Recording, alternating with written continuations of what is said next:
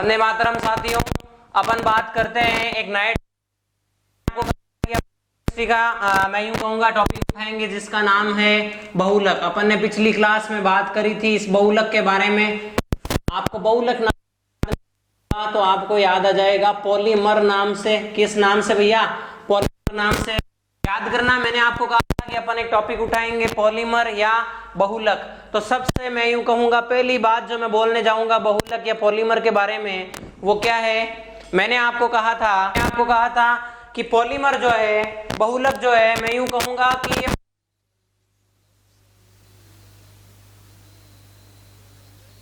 मैं उसको एक एग्जांपल से समझाता हूं, डेली लाइफ के एग्जांपल से। कैसे? तो समझ, सुनार होता है, सोने की चेन बनाता है। जैसे कि कोई सुनार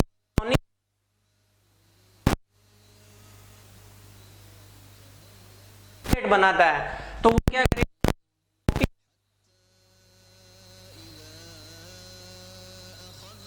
जुड़ती जाएगी तो फाइनल जाएगी। एक छोटी सी जो मैं यूं कहूंगा रिंग है, मैं इसको येलो कलर से दिखा रहा हूं। ये अगर कोई छोटी सी रिंग है तो ये क्या है भैया? छोटी इकाई है। ये क्या है? ये एक छोटी इकाई है और इस छोटी इकाई के बार से, इस छोटी इकाई के बार बार मिलने से एक पूरी चेन का, एक पूरी संरचना का निर्माण हुआ है। तो इस छोटी सी इकाई को बोलते हैं एकलक। इकाई को बोलते हैं एकलक। क्या बोलते हैं? एकलक। इंग्लिश में इसको। और जब बार बार मोनोमर मिलती है, जब मोनोमर जुड़ती है तो पॉलीमर का निर्माण होता है। जब एकलक इकाइयां मिलती है तो बहुलक का निर्माण होता है। बोलो ये बात समझ में आ रही है क्या? मैंने क्या कहा? जब एकलक इकाइयां साथ में मिलेगी, जब एकलक इकाइयां साथ में जुड़ेगी, मोनोमर जुड़ेगी तो बहुलक का निर्माण होगा। ये बात समझ में आई क्या? तो अपन पढ़ रहे हैं बहुलक का टॉपिक। बहुत ज्यादा कोई यूं कहूंगा कि डीप लेवल में। अच्छा, कुछ साथियों के दिमाग में ये आता है कि सर इस पॉलीमर के टॉपिक में संरचना याद रखनी पड़ेगी क्या, या सूत्र याद रखने पड़ेंगे क्या? तो मैं बोलूंगा ना। तो आप बोलोगे सर फिर याद क्या रखना है? दो चीजें आपको इस बहुलक के टॉपिक में, इस बहुलक के चैप्टर में, इस पॉलीमर के चैप्टर में दो ही चीजें याद रखनी है। एक तो बहुलक का नाम, एक इसका एकलक इकाई, और दूसरी जो चीज है वो है इसके उपयोग। अरे भैया आपको दो ही चीजें ध्यान रखनी है। एक तो उस बहुलक का एकलक इकाई क्या है, यानी वो किसका बना हुआ है, और दूसरा उसका उपयोग। तो देखना कैसे, मैं आपको कुछ एग्जांपल से बता देता हूं। सबसे पहले तो मैं इसका क्लासिफिकेशन कर लेता हूं। मैं यहां लिखूंगा, एक तरफ मैं लिखूंगा प्राकृतिक बहुलक, एक तरफ तो मैं लिखूंगा प्राकृतिक बहुलक, एक तरफ तो मैं लिखूंगा प्राकृतिक बहुलक, दूसरी तरफ मैं लिखूंगा कृत्रिम बहुलक, दूसरी तरफ मैं लिखूंगा कृत्रिम बहुलक। कृत्रिम मतलब क्या जवानों? कृत्रिम मतलब क्या? बने बनाए। कृत्रिम मतलब क्या? खुद के बनाए हुए। इन कृत्रिम बहुलक को बोलते हैं संश्लेषित। इसको क्या बोलते हैं जवानों? संश्लेषित भी बोलते हैं, संश्लेषित बहुलक। अब क्या हुआ? ये तो हुआ क्लासिफिकेशन। दो टाइप के बहुलक होते हैं, दो तरह के पॉलीमर होते हैं। एक होते हैं नेचुरल पॉलीमर, एक होते हैं आर्टिफिशियल या सिंथेसाइज्ड पॉलीमर। एक होते हैं प्राकृतिक बहुलक, एक होते हैं कृत्रिम बहुलक। अब इनमें क्या दिक्कत है? सबसे पहली बात प्राकृतिक बहुलक की मैं बात करूंगा। प्राकृतिक बहुलक का एग्जाम्पल होता है स्टार्च। प्राकृतिक बहुलक का एग्जाम्पल होता है स्टार्च। सेलुलोज होता है इसका एग्जाम्पल, सेलुलोज। प्रोटीन होता है इसका एग्जाम्पल। अपन यहाँ और क्या लिख सकते हैं? प्रोटीन लिख सकते हैं। आप बोलोगे सर प्रोटीन भी बहुलक है? जी हाँ, प्रोटीन भी बहुलक है। और एग्जाम्पल इसका होता है मैं यूं कहूंगा प्राकृतिक रबर। और एग्जाम्पल क्या होता है इसका? प्राकृतिक रबर। आप बोलोगे सर कृत्रिम बहुलक क्या होते हैं? फिर तो देखना जवानों, कृत्रिम बहुलक के लिए मैं यहाँ लिखूंगा, कृत्रिम बहुलक के लिए मैं यहाँ लिखूंगा, एक तरफ लिखूंगा संश्लेषित रेशे, एक तरफ मैं लिखूंगा संश्लेषित रेशे, एक तरफ लिखा मैंने संश्लेषित रेशे, और मैं लिखूंगा यहाँ पे प्लास्टिक, और मैं क्या लिखूंगा यहाँ पे? प्लास्टिक। और मैं क्या लिखूंगा यहाँ? संश्लेषित रबर। और क्या लिख सकते हैं अपन? संश्लेषित रबर। अरे प्लास्टिक हो गया, संश्लेषित रबर हो गया, संश्लेषित रेशे हो गए। ये किसका एग्जाम्पल है भैया? ये है कृत्रिम बहुलक के एग्जाम्पल। बोलो बात क्लियर है क्या? मैं यहाँ एक पॉइंट बना करके लिख दे रहा हूं कि प्राकृतिक रबर साथ में लिखते चले भैया, कोई ज्यादा समझने वाला टॉपिक नहीं है, सीधा याद करने वाला टॉपिक है। प्राकृतिक रबर आइसोप्रीन का बना होता है, आइसोप्रीन का बना होता है। आप बोलोगे सर ये आइसोप्रीन क्या है? आइसोप्रीन का बना होता है। अरे ये आइसोप्रीन क्या है? ये आइसोप्रीन एकलक इकाई है भैया। मैंने अभी आपको कहा कि एक सुनार अगर सोने की चेन बनाता है, ब्रेसलेट बनाता है या नेकलेस बनाता है, तो उसमें छोटी छोटी सोने की रिंग्स बनाएगा। उन रिंग्स को जब वो जोड़ता जाएगा तो एक पूरी चेन बन जाएगी, और वही चेन क्या कहलाती है? बहुलक कहलाती है, पॉलीमर कहलाती है। तो उस चेन को बनने के लिए छोटी छोटी इकाइयों की जो नीड होती है, जो छोटी छोटी इकाइयों की जरूरत होती है, वो इकाइयां क्या कहलाती है? एकलक कहलाती है या मोनोमर कहलाती है। तो मैंने कहा प्राकृतिक रबर जो बना होता है वो आइसोप्रीन का बना होता है। किसका बना होता है? आइसोप्रीन का। भैया अगर आपको पूछ ले कि प्राकृतिक रबर का मोनोमर क्या है, एकलक क्या है, तो आप क्या बोलोगे? आप बोलोगे प्राकृतिक रबर का एकलक इकाई है आइसोप्रीन। यानी कि आइसोप्रीन की जब इकाइयां साथ में जुड़ेगी, एक लंबी चेन बनाएगी, तो पॉली आइसोप्रीन बनेगा। मैंने आपको पहले भी कहा था, मोनो मतलब एक, पॉली मतलब एक से अनेक। मोनो मतलब एक, पॉली मतलब बहुत ज्यादा। तो मैंने कहा एक इकाई जब बार बार जुड़ेगी, एक इकाई की जब पीरियोडिसिटी आएगी, आवर्तिता आएगी कि बार बार जुड़ रही है, तो वो बनाएगी पॉलीमर। तो आइसोप्रीन जब बार बार जुड़ेगा तब पॉली आइसोप्रीन बनेगा, और पॉली आइसोप्रीन को ही बोलते हैं प्राकृतिक रबर। अब एक यहाँ एक समस्या आती है, वो समस्या क्या है कि इस प्राकृतिक रबर को बनाने के बाद ये कठोर होता है और कम प्रत्यास्थ होता है। प्रत्यास्थ मतलब क्या? कि अगर आप किसी चीज को खींचते हैं या उसको दबा देते हैं तो वो वापस नेचुरल कंडीशन में आ जाना चाहिए। वो तो होता है प्रत्यास्थता का गुण, जैसे प्लास्टिक और में होता है। लेकिन उस रबड़ को जब आप दबाते हैं या खींचते हैं तो वो टूट जाता है, यानी कि उसमें तनन सामर्थ्य कम है, उसमें प्रत्यास्थता कम है। तो ऐसा कहा जाता है केमिस्ट्री में कि उस लेटेक्स के साथ में आप CH3COOH यानी कि एसिटिक अम्ल, लेटेक्स के साथ में एसिटिक अम्ल मिला दो, गर्म कर दो। किसके साथ में? सल्फर के साथ में। कितने डिग्री सेल्सियस पर? 150 डिग्री सेल्सियस पर। जब आप प्राकृतिक लेटेक्स को सल्फर की स्थिति में 150 डिग्री सेल्सियस पर गर्म करते हैं तो आपके उस रबर का होता है वल्कनीकरण। उस प्रोसेस को बोलते हैं वल्कनाइजेशन। उस वल्कनीकरण की क्रिया से आपको रबर प्राप्त होगा, वो होता है एकदम ठोस और मजबूत रबड़ जो कभी नहीं टूटता है। बोलो बात क्लियर है क्या? तो अपन इस चीज को लिख लेते हैं, अपन इस चीज को लिख लेते हैं। मैं लिखूंगा वृक्ष से प्राप्त, मैं यहाँ लिखूंगा वृक्ष से प्राप्त रबर शीर। शीर मतलब क्या? उसको बोलते हैं शीर, लेटेक्स भी बोल सकते हैं इसको। इस रबर लेटेक्स के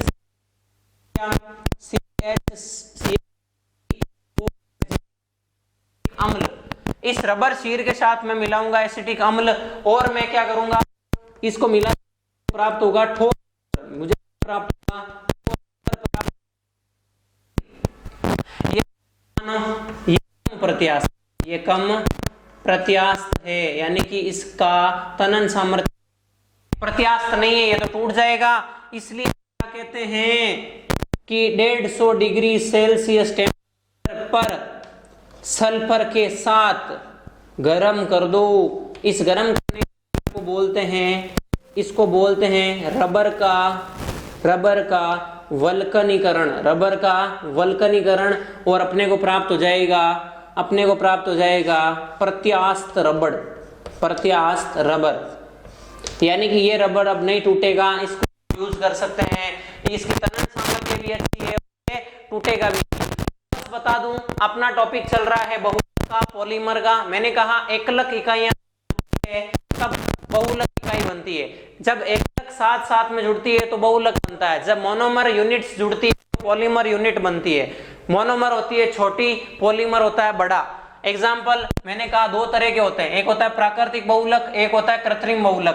प्राकृतिक मतलब जो नेचुरली अपने को गॉड ने दिया है, भगवान ने दिया है, और कृत्रिम मतलब जो मनुष्य ने बनाया है। तो बात आती है प्राकृतिक बहुलक की, तो मैंने कहा स्टार्च हो गया, सेलुलोज हो गया, प्रोटीन हो। अच्छा, प्रोटीन को मैं आपको अगर समझाऊं तो प्रोटीन एक तरह का बहुलक है। तो आप बोलोगे सर प्रोटीन अगर बहुलक है तो प्रोटीन का एकलक क्या है? सर प्रोटीन का मोनोमर क्या है? तो जवानों प्रोटीन का मोनोमर होता है आपके अमीनो एसिड। बता दूं कि इस प्रोटीन का जो मोनोमर है, मैं यहाँ ब्रैकेट में लिख देता हूं अमीनो अम्ल, याद रख लेना, साथ में लिख लें या कॉपी की छत पे लिख लें कि जो प्रोटीन है ये एक प्रकार बहुलक होता है, पॉलीमर होता है, जिसकी मोनोमेरिक यूनिट, जिसकी एकलक इकाई होती है अमीनो अम्ल। बोलो बात क्लियर है क्या? अरे जो प्रोटीन बना होता है वो अमीनो अम्लों का बना होता है, तो अमीनो अम्लों की क्रिया से, अमीनो अम्लों की चेन से प्रोटीन का पॉलीपेप्टाइड का निर्माण होता है। बोलो बात समझ में आई क्या? तो ये तो आपका हुआ प्राकृतिक बहुलक की बात। मैंने रबर का वल्कनीकरण के बारे में भी जो आपको बताने वाली बात थी वो बता दी कि जो प्राकृतिक रूप से रबर लेटेक्स से प्राप्त रबर होता है वो कम प्रत्यास्थ होता है, यानी वो टूट जाता है, इसलिए उसको 150 डिग्री सेल्सियस पर सल्फर के साथ में गर्म करते हैं, तो उस क्रिया को बोलते हैं रबर का वल्कनीकरण, जिससे अपने को एकदम प्रत्यास्थ और अच्छा रबर प्राप्त होता है। नेक्स्ट अपन कुछ एग्जाम्पल उठाते हैं, किसके? अपन एग्जाम्पल उठाते हैं संश्लेषित रेशे के। अपन एग्जाम्पल उठाएंगे संश्लेषित रेशे के। रेशा मतलब क्या? फाइबर, संश्लेषित रेशा। अब इसमें एग्जाम्पल उठाते हैं नाइलॉन 66। नाइलॉन, सर ये नाइलॉन 66 नाम है भैया, ये इस फाइबर का, रेशे का नाम है नाइलॉन 6 या नाइलॉन 66। सेम वही नाम और काम, क्या याद रखना है? नाम और काम, कुछ भी नहीं। आपको बस है कि ये फलाना जो आपका पॉलीमर है, इसका नाम तो है ये कैसे? जैसे नाइलॉन 66 है, पूछा जाएगा कि इसके एकलक कौन से हैं, इसके एकलक कौन से हैं, तो भैया मैं आपके एकलक लिख दे रहा हूं। इनके फॉर्मूले पे नहीं जाना है, इनकी संरचना पे नहीं जाना है, क्योंकि संरचना तो नीट आईआईटी में भी नहीं पूछी जाती, तो आपको क्यों पूछेंगे? सबसे पहली बात तो आपको नाम याद रखना है। नाइलॉन 66 बना होता है एडिपिक अम्ल प्लस हेक्सामेथिलीन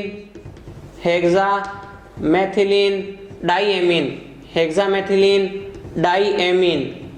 अरे नाइलॉन 66 बना होता है एडिपिक अम्ल प्लस हेक्सामेथिलीन डाइएमीन का, तो इसी को क्या बोलते हैं आपके? नाइलॉन 66 बना होता है एडिपिक अम्ल और हेक्सामेथिलीन डाइएमीन का।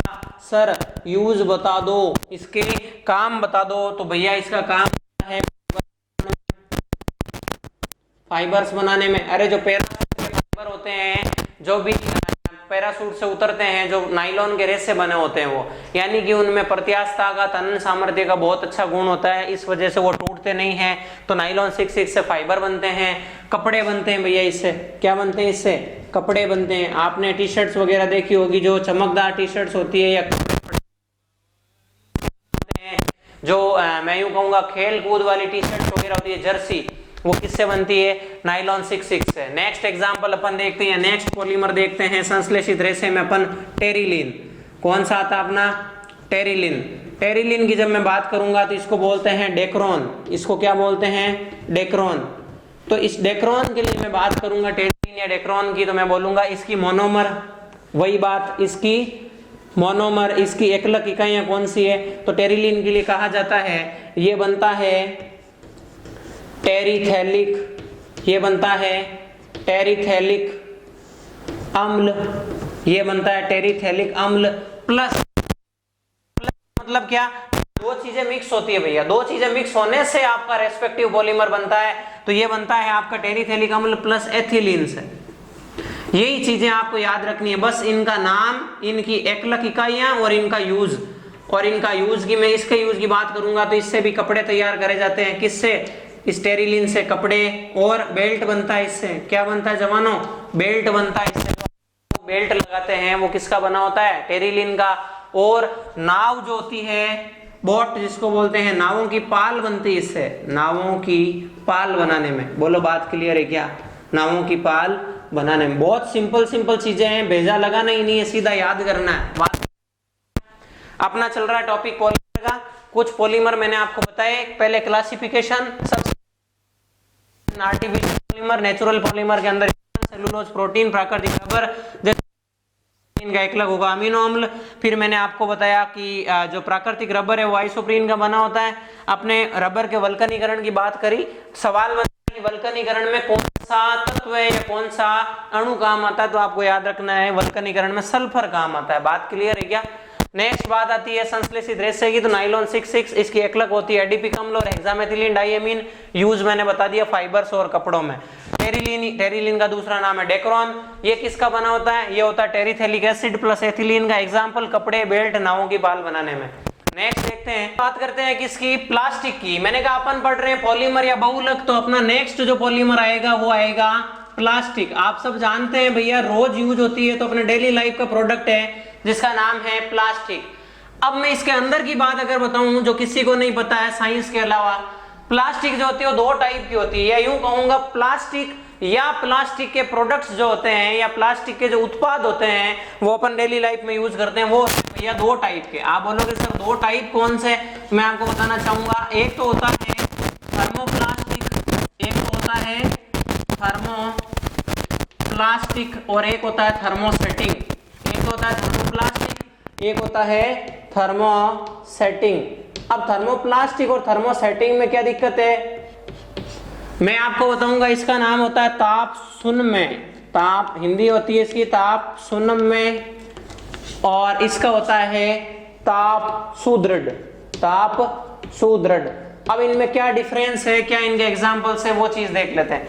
तो सबसे पहली बात, इसके एग्जांपल्स आते हैं पीवीसी और पॉलीथीन।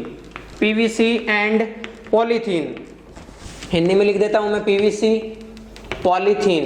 पीवीसी व पॉलीथीन किसके एग्जांपल है? थर्मोप्लास्टिक के। थर्मोसेटिंग के मेलामाइन और बेकेलाइट है। इसके एग्जांपल क्या है? Melamine comma bakelite. बेकेलाइट। बोलो बात क्लियर है क्या? ये तो हुए एग्जांपल किसके? थर्मोप्लास्टिक के, पीवीसी और पॉलीथीन। थर्मोसेटिंग के ताप सुदृढ़ के मेलामाइन और बेकेलाइट। मैं फिर से कह रहा हूं भैया कोई दिमाग लगा करके समझने वाला टॉपिक नहीं है, ये सीधा याद करने वाला टॉपिक है। सीधे एग्जाम्पल के या मोनोमर के सवाल बनते हैं। या तो पूछेगा कि थर्मोप्लास्टिक के एग्जाम्पल है तो आपको भरना होगा पीवीसी और पॉलीथीन। वो पूछेगा थर्मोसेटिंग के एग्जाम्पल है, आपको बोलना होगा मेलामाइन और बेकेलाइट। यानी कि सीधा याद रखी हुई चीज, या यूं कहूंगा वन वर्ड वाली चीज है।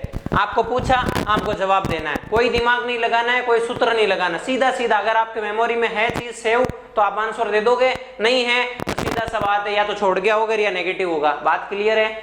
नेक्स्ट अपन बात करते हैं, यहां अपन उठाएंगे सबसे पहले पॉलीथीन को। अपन उठाएंगे पॉलीथीन को। हालांकि मैं पहले बता चुका हूं पॉलीथीन किसका बना होता है भैया। अच्छा, मैं पहले लिखूंगा नाम बहुलक का, फिर लिखूंगा एकलक का। तो पॉलीथीन बना होता है एथीन का। किसका बना होता है? एथीन का। जब एथीन की संरचनाएं बहुत ज्यादा मिलेगी, किस पर? उच्च ताप और उच्च दाब पर। उच्च ताप व उच्च दाब पर। जब उच्च ताप व उच्च दाब पर एथीन की संरचनाएं, एथीन के अणु मिलेंगे तो आपको मिलेगा पॉलीथीन। मैं दो तीन चीजें बताऊंगा। पहला तो बहुलक का नाम, दूसरा उसके एकलक का नाम, तीसरा उसका यूज।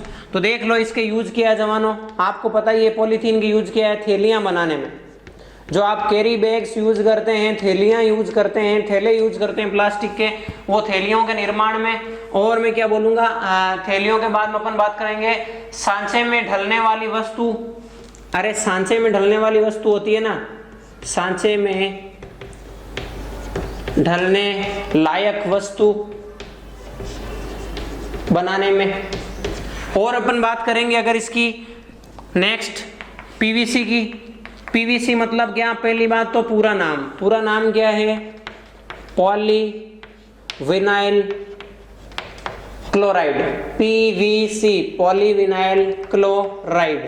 पॉलीविनाइल क्लोराइड की मैं बात करूंगा तो आप बोलोगे सर ये पीवीसी बना हुआ किसका है? भैया आप उस नाम के आगे पॉली हटा दो, उसी का बना हुआ है। पॉली हटाया तो क्या बचा? Vinyl chloride. तो जब विनाइल क्लोराइड की संरचना बार बार मिलेगी तो पॉलीविनाइल क्लोराइड मिलेगा। अरे जब वीसी मिलेगा तब पीवीसी बनेगा। इसको ऐसे याद रखना है, जब वीसी मिलेगा तो पीवीसी बनेगा। यानी विनाइल क्लोराइड की जब संरचना बार बार मिलेगी तो आपका पीवीसी बन जाएगा। बोलो बात सही है क्या? नेक्स्ट यूज की बात करूंगा। इसके यूज क्या है? बरसाती कपड़े बनाने में, जो रेन कोट वगैरह होते हैं, बरसाती कपड़े, अरे बारिश में आप भीगते नहीं हो एक कपड़ा पहनने के बाद, जिसका नाम है रेनकोट। तो रेनकोट जो होता है बरसाती कपड़े, वो इससे बनते हैं। और एग्जांपल इसके जूते बनाने में भी काम आता है। पाइप्स बनाने में, जो घरों में आपकी पाइपलाइन होती है वो पाइप भी किसके बने होते हैं? पीवीसी के। चप्पल का निर्माण, जो स्लीपर होती है वो भी किसकी बनती है? पीवीसी की। ये इसके क्या हो गए? यूज। नेक्स्ट में यहां लिखूंगा पान। आप बोलोगे सर पान कौन सा? बनारसी पान खाने वाला? नहीं, बनारसी नहीं। यहां अपन लिखेंगे पॉली एक्रिलोनाइट्राइल। क्या लिखेंगे अपन? Poly acrylonitrile. Poly acrylonitrile. आप बोलोगे सर इसका एकलक बता दो। कोई बात, पॉली हटा दो, एकलक मिल जाएगा। यानी एक्रिलोनाइट्राइल की जब संरचना, मैं इसको ब्रैकेट में बंद कर देता हूं भैया, जब एक्रिलोनाइट्राइल की संरचना बार बार मिलेगी तो पॉली एक्रिलोनाइट्राइल या PAN मिलेगा। सर एग्जाम्पल बता दो। ये लो, स्वेटर के निर्माण में, स्वेटर बनाने में क्या काम आता है? पान काम आता है। ऊन के कपड़े बनाने में, जो ऊन होती है या ऊन के धागे बनाने में, ऊन के धागे या कपड़े बनाने में, ऊन के धागे बनाने में काम आएगा पान। तकिया बनाने में, जो पिलो होता है भैया, तकिया जिसको बोलते हैं, तकिए के निर्माण में काम आता है क्या? पान। Poly acrylonitrile. नेक्स्ट बात आती है अपनी स्टाइरीन की। नेक्स्ट आती है अपनी स्टाइरीन की। आप बोलोगे सर स्टाइरीन किसका बना होता है? पॉलीस्टाइरीन बोलते हैं इसको बोलते हैं पॉलीस्टाइरीन। पॉलीस्टाइरीन किसका बना होता है? स्टाइरीन का बना होता है। एग्जाम्पल बता दो सर इसके, या काम बता दो, यूज बता दो इसके। मैं अगर यूज की बात करूंगा, चाय के कप हो गया, पैकिंग सामग्री हो गई। अरे जो रबड़ के, प्लास्टिक के चाय के कप आते हैं, चाय के कप। और क्या? और मैं यहाँ लिखूंगा पैकिंग सामग्री या पैकेजिंग मटेरियल। पैकिंग सामग्री बनाने में क्या काम आएगा? पॉलीस्टाइरीन। पैकिंग सामग्री बनाने में। बोलो बात क्लियर है क्या? यस सर क्लियर है। नेक्स्ट एंड लास्ट यहां लिखूंगा संश्लेषित रबर। संश्लेषित रबर। हालांकि भैया ये टॉपिक पढ़ाने का भी नहीं होता है। आप बोलोगे सर पढ़ाने का क्यों नहीं होता? क्योंकि जैसा ये किताबों में लिखा होता है ना, वैसे ही याद करना होता है। ये तो सामाजिक है, ऐसे समझ लो। क्यों? क्योंकि सीधे सवाल बनते हैं, थ्योरेटिकल पोर्शन है, कोई दिमाग नहीं लगाना, कोई सूत्र नहीं लगाना, कोई थ्योरी नहीं लगाना, कोई प्रिंसिपल नहीं लगाना, सीधा सा याद रखना होता है। संश्लेषित रबर है, एग्जाम्पल है ब्यूना S और ब्यूना N। Buena N। अब ये ब्यूना S क्या है, ब्यूना N क्या है? S की जगह स्टाइरीन आ जाएगा, N की जगह नाइट्राइल आ जाएगा। बस बात खत्म। याद रख लेना सीधा सा। ये जितनी चीजें आपकी बोर्ड पे लिखी हुई है सीधी याद रख लें। छोटा सा टॉपिक था अपना पॉलीमर का, खत्म हुआ। मिलते हैं अपन अगली क्लास में कोई नए टॉपिक, नई ऊर्जा, नई एनर्जी के साथ में। तब तक के लिए जय हिंद, जय भारत। लगे रहें। धन्यवाद।